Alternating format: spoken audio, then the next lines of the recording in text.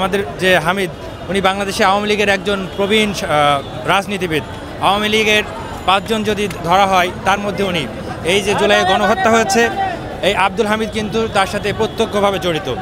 আমরা দেখলাম গতকাল স্বরাষ্ট্র উপদেষ্টা বললেন যে যদি তাদেরকে বিচারের আওতায় আনতে না পারি তাহলে আমি পদত্যাগ করব। আমার কথা হচ্ছে আব্দুল হামিদ সাহেব কিন্তু তার ক্লিয়ারেন্স নিয়ে তিনি আমাদের এয়ারপোর্ট পার হয়েছেন, তাহলে এতগুলো মানুষের চোখ ফাঁকি দিয়ে কিভাবে তিনি যেতে পারেন? আমার কাছে এই ইন্টারিম গভর্নমেন্টের বিশেষ করে স্বরাষ্ট্র উপদেষ্টা যিনি আছেন তার কাছে ছোট্ট একটা প্রশ্ন।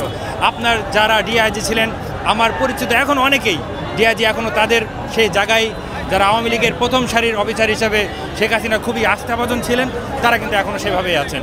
সুতরাং আপনি যে সংস্কারের কথা বলছেন, 9 মাস চলে গেল, আপনি কি কোনো ব্যক্তিকে খুঁজে পাননি তার জায়গায় একজন ভালো মানুষকে বসানোর? সুতরাং আপনারা সেই আওয়ামী লীগের অফিসারকে দিয়েই আবার বলছেন আপনারা সংস্কার করবেন, আবার আওয়ামী লীগ নিষিদ্ধের ব্যাপারে প্রশ্ন উঠলে আপনারা বলছেন রাজনৈতিক দলের সাথে আবার আলোচনা করবেন। তাহলে যারা জনগণ, যারা জীবন দিল, যারা আহত বরণ করলো, তাদের কি জীবনের কোনো মূল্যায়ন নাই? যারা আপনাকে ক্ষমতায় বসালো তাদেরকে কেন আবার আপনার বিরুদ্ধে সে রাজপথে লড়তে হবে?